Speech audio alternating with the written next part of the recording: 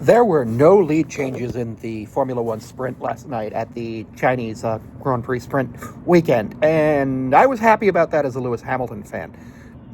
Now, obviously, most people would have been like, well, what battles for the lead are cool? I think battles for the lead are cool too, but I wanted Lewis to win for Ferrari. Lewis winning the pole position for the sprint qualifying and breaking the lap record for the track while doing it was absolutely epic. He deserved that win. He fought off Max. He fought off Oscar at the beginning. It was a really good race. There was a lot of midfield stuff going on. And I thought it was a really cool race to see what the guys in the midfield can do, what DRS can do, what can happen when the field's kind of mixed up. I thought it was really cool. I enjoyed seeing Lewis win. Lewis Hamilton, I know for certain he's the first black man to cross the start-finish line first in a Formula One event for Ferrari, as well as the first to win a pole position for any type of event in Formula One for Ferrari. I believe, but I have not researched this in full, he is the first black person to cross the start-finish line in first place or win a pole position for Ferrari at all. If that's true, that would be awesome. It may not be true because Ferrari's in a lot of stuff. Ferrari's in sports car, in IMSA, in Le Mans, in ALMS, all of that. So it may not be true. I haven't actually gone down and looked at it all because in the excitement, I was just like, oh, wow, first in Formula One. Remember, Lewis Hamilton is so far the only black driver in Formula One history. So if he does something for the first time, it's his for the first time and a black person for the first time. Overall, on the excitement scale from last night's sprint, I'd rate it as a 7 out of 10 because of the midfield battles, and it loses a couple points because it's a sprint. I always take off 1 point from a sprint when there's no battles for the lead, even if the midfield battles are great. So that put it at a 9, and then I took off about 2 because there was just a lot of just stalling out in some places. Just some of the midfield battles stalled out, especially that George one at the end, George and Charles at the end. It just stalled out. It didn't go anywhere. So I was like, this isn't that exciting anymore because it stalled out because of the tires. Now, obviously, it's a 19-lapper. Lewis was able to save his tires really well. Max is getting a lot out of that car. That car, midfield car at best. If you have anybody but Max in that car alongside Lawson, they might be fighting with Haas for P10 in the constructors. But Max is just that talented. You put Lewis and Max in the Haas, they can probably drag some points finishes out of that.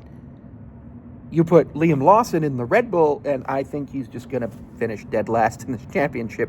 Liam Lawson has not done well. Liam Lawson, I think, being in the Red Bull, he may be fired within the first 6 to 10 Grand Prix based on his performance and the crashing. But I genuinely think that Liam Lawson should have gone to Visa Cash App Racing Bulls, and Yuki should have gone up to Red Bull. Yuki is ready for the Red Bull. If you didn't put Yuki in the Red Bull this year, you're never putting him in the Red Bull. And if Yuki's in the Cash App seat, the Racing Bulls seat, why isn't he? He's content there, but he's not going to win a race there. He unless something crazy happens or he gets incredibly lucky, he's not going to win a race. And that's unfortunate. Because obviously the Racing Bulls team is going to be worse than the Red Bull team because the whole thing. Although they have been trying to introduce regulations to say that you can't own 2 F1 teams. That's going to be interesting to see how that happens because remember why it was called AlphaTauri?